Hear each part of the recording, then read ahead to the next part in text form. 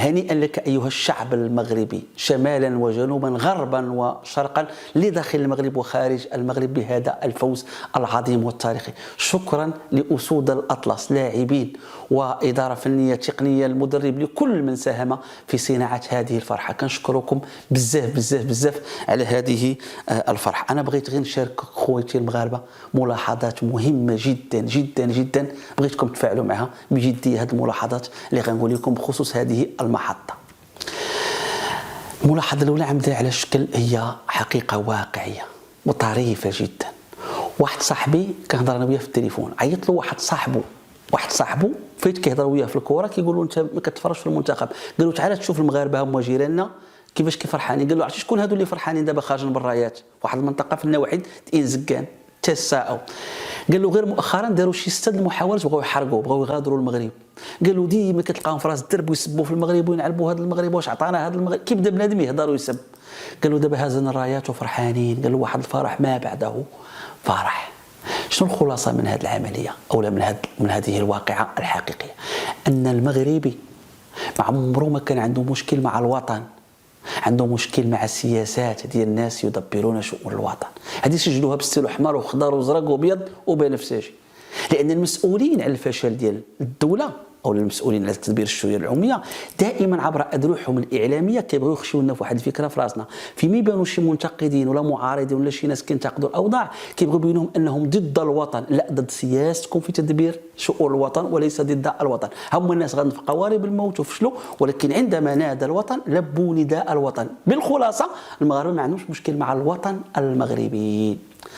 ملاحظه ثانيه مهمه، أن المشكل ليس في الجغرافيا المغربية الفشل اللي كيعيش المغرب، ولا هي في الإنسان المغربي.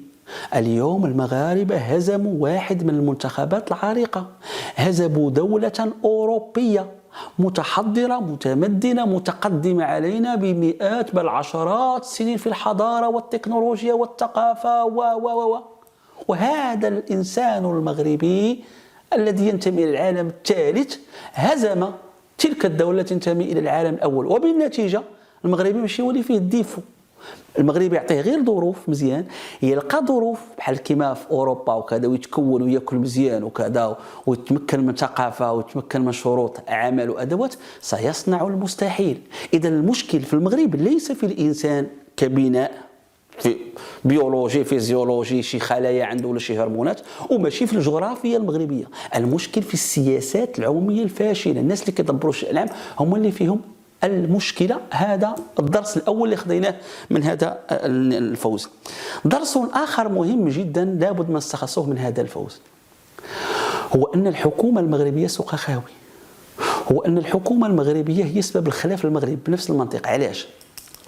كنا ننادي بزياش وحمد الله، نحن وأنتم كلنا كمغاربة، وتقاتلنا في قنوات وفي صفحات وفي تدوينات. عدد من ملايين المغاربة هتفوا باسم زياش وتشبتنا بمطلبنا وانتصرنا، ونودي على زياش ونودي على حمد الله ونودي واليوم زياش كان نجم المقابلة بامتياز.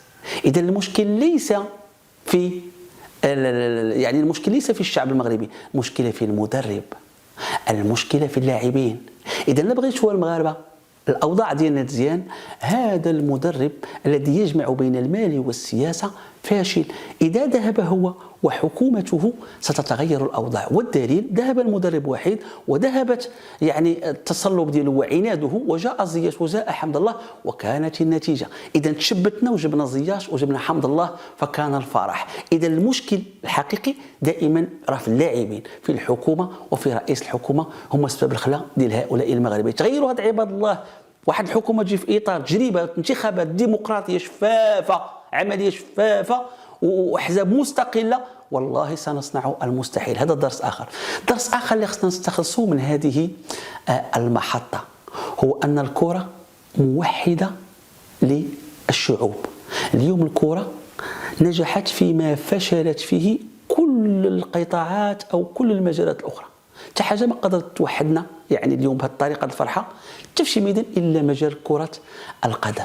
اليوم الفرحة كاينة في تطوان وفي الناظور، في الداخلة وفي العيون، كلهم المغاربة اليوم اجتمعوا وفرحانين، نسينا كل شيء.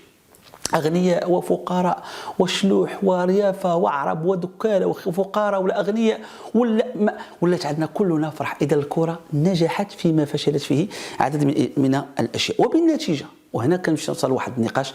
واحد الناس عندهم واحد وجهة نظر ما كنتفقش معها بكرة القدم، بأن الكرة مخدر، وهذه من الأخطاء.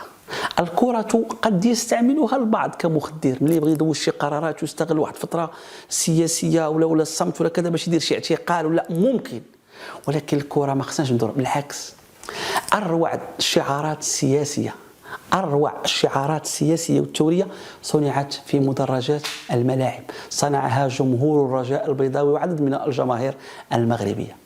أروع الشعار وألهبت الحماس في شعارات الرجاء البيضاوي كانت الآلام والفوارق الطبقية والمخدرات والانحراف والفوارق المجالية وهلم جرا. إذن الكرة بخلاف ما يعتقد البعض. نقطة أخرى في نفس السياق، الأرجنتين سقط العسكر بسبب كرة القدم. كلنا كنعرفوا بأن القضية ديال المالوين ثم الفوز ديال كأس الأرجنتين بكأس العالم 1978 كيفاش اليسار استثمر في ذاك الفوز كان سببا في سقوط العسكر في الأرجنتين. إذا الكرة لعبة فنية رياضية وطنية يمكن أن تتحول إلى واجهة أو إلى واحد السند أساسي في التعبئة الشعبية وخدمة القضايا الوطنية. المشكل هو كيفاش غتستثمرها وكيفاش غادي تستغلها. نقطة أخرى لا تقل أهمية أو درس آخر في هذه المحطة يمكنش ننساوه، هو أن الجالية المغربية قدمت لنا درس بليغ في هذه المحطة. الجالية المغربية أنقذتنا في زمن الأزمة الاقتصادية بتحويلات مالية كبرى. الجالية المغربية التي يفوق عدد 5 مليون أنقذت الاقتصاد الوطني، نقذتنا بأكبر عملية تحويل مالية في تاريخ المملكة المغربية خلال الزمن هذا الأخر كورونا وكلشي كيتشكى. واليوم الجالية المغربية تنقذ وجهنا الكروي. معظم اللاعبين أبناء الجالية المغربية. إذن فكل الحب لجاليتنا المغربية، هذه ما خصناش نساوها.